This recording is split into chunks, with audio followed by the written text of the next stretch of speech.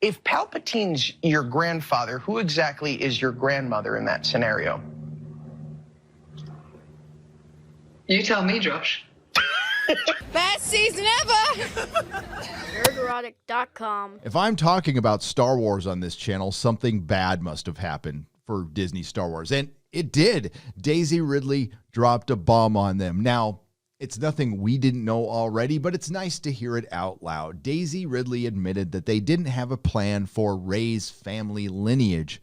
And if you extend that out, they didn't have a plan for the Disney trilogy at all. And this is something anybody could have figured out if you just simply watched the film. And we have been trying to say they didn't have a plan. This is directionless. They don't know what to do. They should have taken their time. They shouldn't have gotten rid of the EU. And it turns out the Fandom Menace was right all along. A hashtag, a loose collection of individuals united in the principle of respecting the fan. Now, one of the biggest misconceptions about that hashtag is that it's anything more than a hashtag, and the second biggest misconception is why it exists. The reason it exists is the access media, and they are the ones with the most egg on their face right now. Kathleen Kennedy is a producer in Hollywood. Lying is practically in their job description. At the very least, they are professional exaggerators. Jar Jar Abrams has been caught lying in the past with Khan and Star Trek Into Darkness, and Rian Johnson is just a twit on Twitter, and all three of them are responsible for the destruction of George Lucas's intellectual property. And throw Bob Iger in there as well. Star Wars is dead. I had a very hard time mustering up a single about this story and this franchise, and then I remembered who was really responsible for fanning the flames of the fandom and gaslighting them outside of Rian Johnson. The access media. You know, the same people who would sell their souls for a 5-minute interview with an actor who will forget about them in 30 seconds. Sell their souls for a like on Twitter or a gift basket with a Funko Pop. That's right, the same access media who made up the Russian bot theory. The same access media who accused yours truly and many others on this platform of being Russian trolls, who have accused yours truly and many others of being ists and phobes, all because we don't like a movie produced by their overlords. They also made up the term toxic fandom to fight their competition, which is you and I, and we have clearly won. How do I know this? Look at their actions. They have now turned on their overlords because they smell blood in the water thanks to John Boyega, who made it safe for them to do so. And now, a few days later, we have Daisy Ridley telling the truth. Have you been keeping Rey's secret from the beginning? Did you know about the parentage? Like, tell me about that journey of when you found out. No. At the beginning, there was toying with like an Obi-Wan connection, and then it really went, there were like different versions, and then it really went to that she was no one.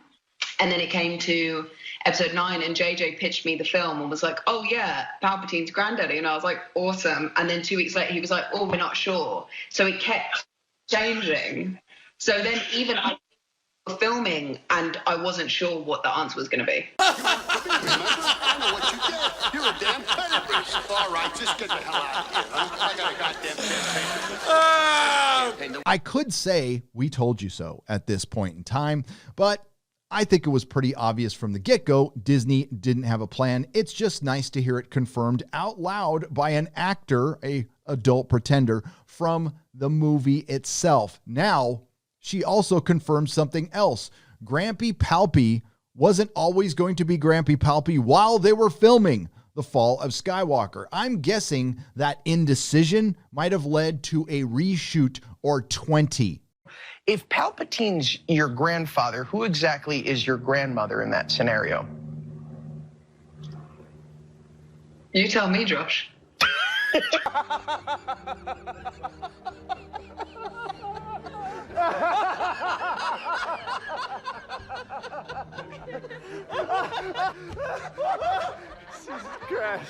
Call it karma, call it destiny, call it whatever you like. You lie to the fandom, you are going to pay the consequences. And this came at the worst time possible. The parks are empty. They're starting to fill up, but there is a ways to go. There's also the Milan controversy, which is too dark to get into right now. That's a video for another day. I did discuss it in a live stream, which I will link in the description. But as far as the former biggest franchise of all time, the intellectual property that used to belong to George Lucas, that's falling apart. You can't put Humpty Dumpty back together again. The best you can hope for is your hardcore Disney trilogy fans sticking around. You lost the hardcore Star Wars fans with the EU, and the normies are gone, and they are not coming back. Now, the Cara Dune show always gets brought up in defense of Disney Star Wars, and I will retort. Although it does have the great Gina Carano, it's relying on cute little baby Yoda, which is only going to last for so long, and it's not going to bring in the billions needed to keep this franchise alive. It needs billion-dollar films, and it's not going to have them anytime soon. I don't know if any franchise is going to have them, including Marvel. There won't be enough theaters to put your film into, and there won't be enough people willing to go into those theaters because partially due to ABC, the news corporation that you own, filling everybody's head with fear porn over the last 6 months. You've made your own disaster, and it doesn't help that a lot of your actors, your adult pretenders, and the people who help adults pretend, like Jar Jar Abrams, have been fanning the flames of division. People will remember that, and I've said it in multiple live streams. Hollywood is heading for the same reckoning that sports is experiencing right now. And again, this is a disaster of their own making. They have gone well beyond making a collective ass out of themselves. They've gone well beyond attacking the fans. They have dehumanized us. And we subhumans have found other things to do over this period of time. And the coof ends up being the worst thing for Hollywood, because now we have a lot of bored actors willing to talk about their experiences on a crappy film. You know, I got to ask you one final question, Days. Hypothetically, one day, 10 years from now, they come back to you and they say, hey, Dicey, we would love for you to come back and reprise Rey in a new series of Star Wars films. Do you think you would do it? I mean, the world is a crazy place right now. 10 years seems an awfully long way away. I'd say never, but to me, Rise of Skywalker was tied up with a bow. I don't know about tied up into a little bow. I'm thinking more tied up and thrown down a well to die. The Disney trilogy was the perfect failure, and it damn near took the access media out with them. I'm sure you all remember a few months back when they were shoving each other aside to be the first to defend Kathleen Kennedy's plan. This happens to be my favorite article from the Shiltastic IGN. Star Wars, Grampy Palpy's return in The Fall of Skywalker was apparently Kathleen Kennedy's idea after it was Jar Jar Abrams' idea. Kennedy had a clear plan for the ending, says Fall of Skywalker writer. Though Colin Trevorrow, who was originally tapped to helm Episode 9, had credited Jar Jar Abrams with having the idea to bring the Emperor back. For the conclusion, a new Awards Daily interview with the Fall of Skywalker co-writer Chris Terrio seems to shift the narrative a bit. In it, Terrio possibly credits Lucasfilm president Kathleen Kennedy with wanting to bring back Grampy Palpy. Kathy Kennedy and SVP Michelle Rejwan had a clear plan for where they wanted things to end, Terrio said. Did they now? They had clear plans about certain narrative marks they wanted us to hit. They also gave us a lot of freedom within that. We knew that Rey and Ren were utterly key to this trilogy. Were they? Did you figure that out after you told John Boyega he would be the star of the film?